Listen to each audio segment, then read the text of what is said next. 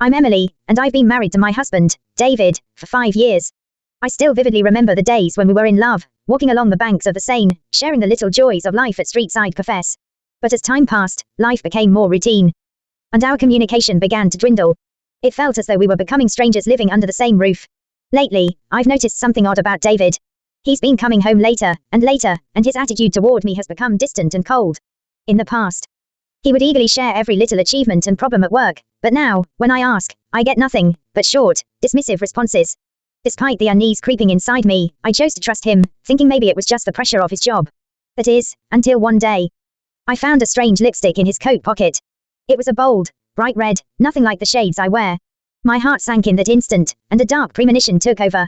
From that moment, I began watching his every move in secret.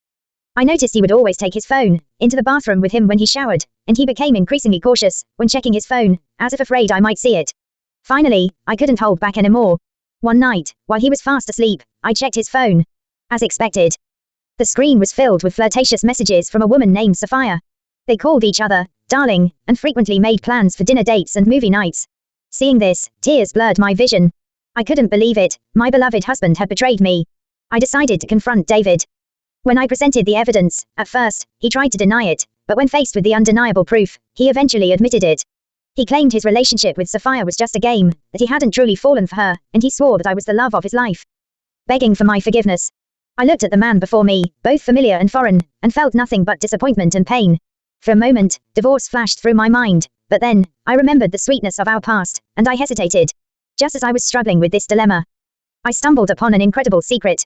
It turned out that Sophia was actually David's cousin, and their flirtatious chats were all part of a carefully orchestrated test designed to gauge my feelings for David. David's best friend had recently been betrayed by his wife, which had shaken David's confidence in our relationship. He wanted to know how I would react if the same thing happened to us. So, he and Sophia had plotted this entire drama. When I learned the truth, I was both furious and somewhat amused. I demanded to know why he would test our relationship in such a ridiculous way, and he admitted that he was terrified of losing me. After everything, David and I had an honest and deep conversation. We both realized that, in this marriage, we had been neglecting each other's emotional needs, which had put our relationship in jeopardy.